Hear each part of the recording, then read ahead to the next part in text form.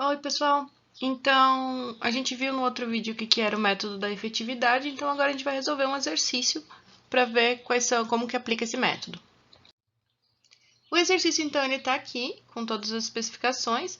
Eu sugiro que vocês pausem o vídeo e tirem todas as informações e tentem resolver junto para ver se está tudo certo e se vocês conseguem entender todos os passos.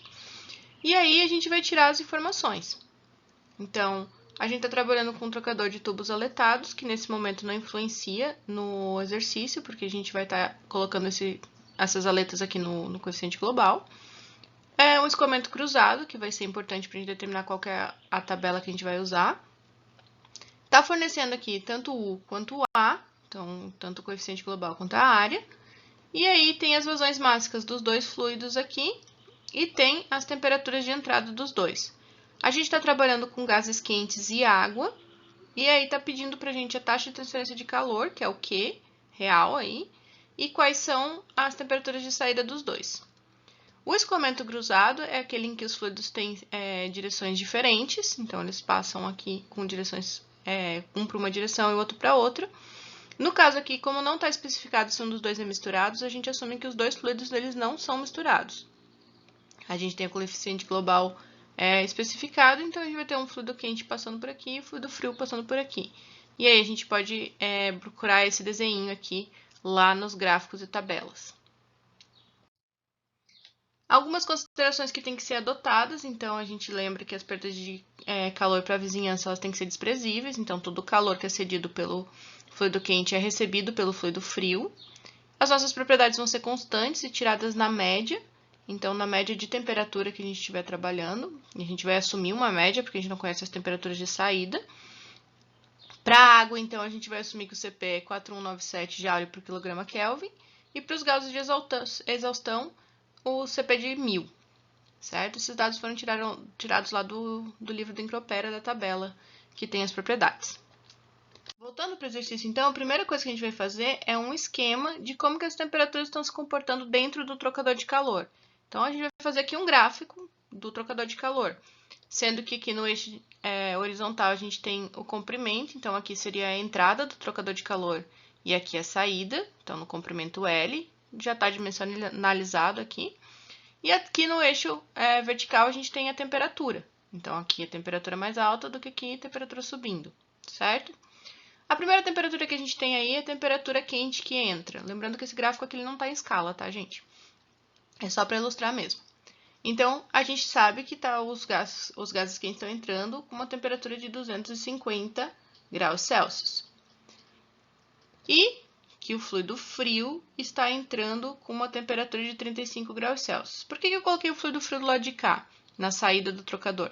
Porque como eles estão trabalhando com um escoamento cruzado, é mais interessante que a gente assuma que esse gráfico vai ter comportamento mais parecido com o contracorrente do que com o paralelo, ok?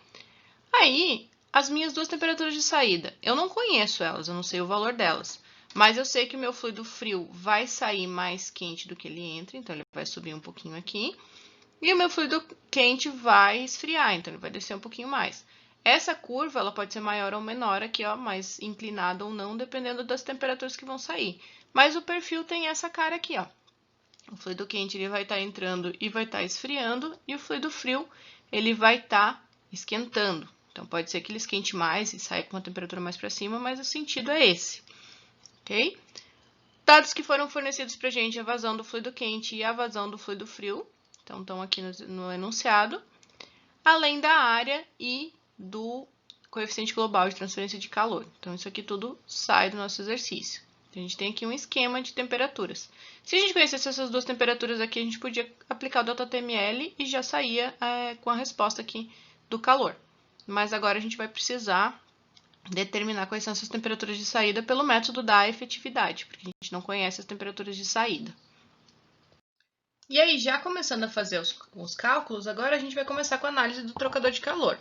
Primeira coisa que a gente precisa determinar são as taxas de capacidade calorífica dos dois fluidos. Então, o C do fluido frio, que vai ser a vazão do fluido frio, vezes o CP do fluido frio, certo? Esses valores foram fornecidos para a gente tem 1 kg por segundo vezes 4197, que é o CP da água, Joule por quilograma Kelvin. Aqui, simplificando, a gente vai chegar em 4197, já multiplicando.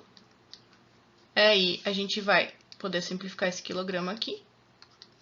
Vai sobrar aqui pra gente Joule por segundo Kelvin. Mas a gente sabe que Joule por segundo nada mais é do que watt. Então, a minha unidade aqui vai ser watt por Kelvin. Ok? Fazendo a mesma coisa agora para o fluido quente. Então, CP não, C sozinho. Então, C do fluido quente vai ser a vazão do fluido quente vezes o CP dele. Agora sim, CP.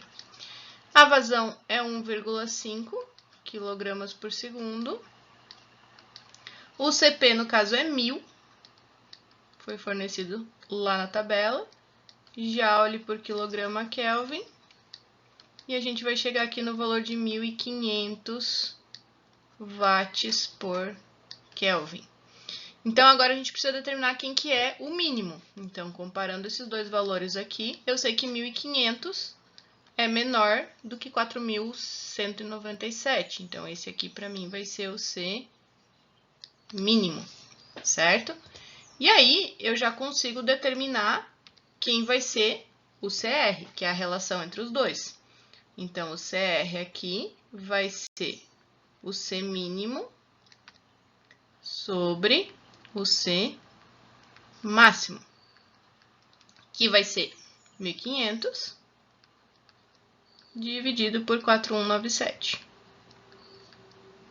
Chegando aqui, então, em 0,357. Adimensional, porque a gente está dividindo uma coisa pela mesma aqui. E aí, por fim, a gente pode determinar, então, agora o número de unidades de transferências. A gente já conhece o U, conhece a A e já sabe quem é o C mínimo. Então, o NUT, ele vai ser igual ao U. No nosso caso aqui, a gente está referenciando ao lado quente. Então, a área do lado quente também foi fornecido isso aqui, dividido pelo C mínimo, que a gente determinou agora ali em cima. Então, o valor de U é 100, e a unidade dele aqui é watt, metro quadrado Kelvin, vezes a área, que é 40 metros quadrados, sobre o C mínimo, que é 1.500 watts por Kelvin. Então, aqui só conferindo as unidades, esse metro quadrado vai cortar com esse, vai sobrar watt por Kelvin em cima e embaixo, que faz sentido porque o NUT é um número adimensional. Então, a resposta que a gente tem aqui, 2,67 é o valor do NUT. Então, agora para calcular a efetividade, a primeira coisa que a gente pode fazer é pegar o gráfico adequado. Então, aqui a gente tem o gráfico para um escoamento cruzado sem mistura. Então, é aquele que os dois fluidos não são misturados. E a gente tem que achar onde está o ponto para achar a efetividade. Então, a primeira coisa, a informação que a gente tem é o NUT, que é aproximadamente 2,7. Então, a gente vai encontrar esse ponto aqui e vai traçar uma linha com relação a esse NUT. A segunda informação que a gente precisa é o CR, que é aproximadamente 0,36. Então, não é 0,25 nem 0,5. A gente vai ter que achar um ponto intermediário aqui, ó. Então, colocando mais ou menos no meio, a gente vai chegar num valor aqui, ó, de 0,84 para efetividade. Então, resumindo, a gente acha o NUT, encontra qual é o ponto onde está o CR, e aí joga para a esquerda para encontrar o valor da efetividade. Então, aqui é aproximadamente 0,84. Obviamente, usando no computador, a gente consegue ter menos erro de leitura. Se vocês tivessem isso aqui impresso, provavelmente um pouquinho mais de erro de leitura para conseguir determinar qual é esse valor da efetividade. Outra maneira de estar calculando, então, é utilizando a equação apropriada para o escoamento que a gente está olhando. Então, aqui, ó, nos lugares onde tiver o NUT, a gente vai substituir o 2,67 e no lugar do CR, a gente tem o 0,357.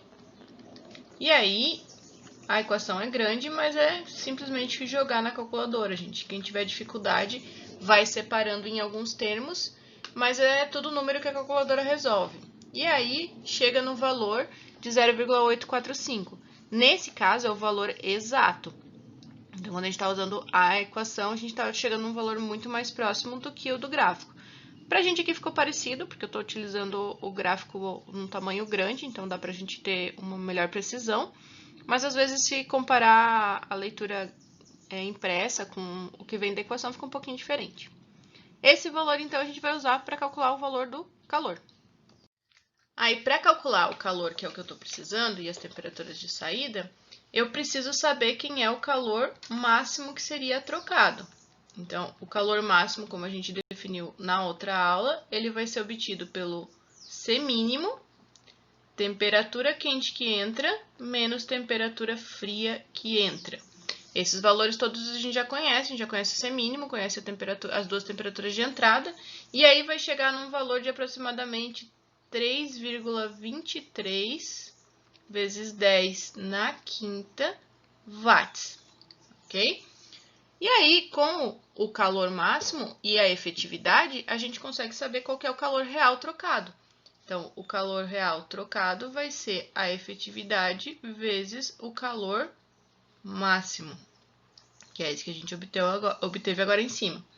E aí, vai chegar num valor de aproximadamente 2,72 vezes 10 na quinta watts. E beleza, agora sabendo o valor do calor, a gente consegue determinar as temperaturas de saída, que é o que a gente está objetivando também. Então, aplicando o balanço de massa aqui, para o fluido quente, a gente tem o calor, que a gente conhece, o MCP, que é o C do fluido quente, a temperatura de entrada. Então, fica de incógnita apenas aqui, a temperatura de saída. Então, se a gente isolar ela, a gente vai conseguir obter o valor da temperatura de saída do fluido quente como sendo 68,35 graus Celsius. E a mesma coisa a gente faz para o fluido frio. Agora, a gente conhece a relação MCP do fluido frio, conhece o calor que a gente obteve ali em cima, sabe a temperatura de entrada, fica de incógnita, então, para a gente aqui, a temperatura de saída do fluido frio, que vai dar para mim aqui,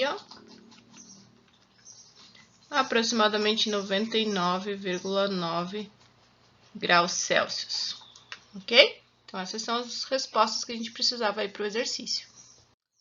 Bom, então, para esse exercício é isso, gente. Ficando alguma dúvida, é só falar comigo. E até mais!